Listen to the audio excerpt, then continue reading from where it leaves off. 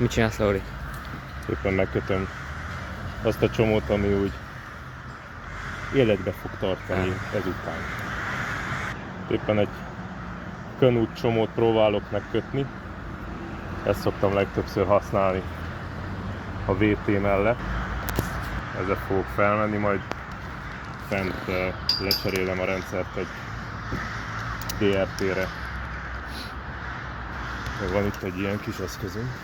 SRT-ben nem mászunk el nélkül. Túl nagy a súrlódás és nagyon nehéz mozgatni ezt a csomót. Ezt a pruszikot, hogyha már szépen felrakjuk. Ezt is odaillesztjük a csigánkhoz. Megfordítjuk, magunkhoz csatoljuk. Legörgetjük. És már ülünk is benne. Na mehetsz, ugye? Mehetek, igen.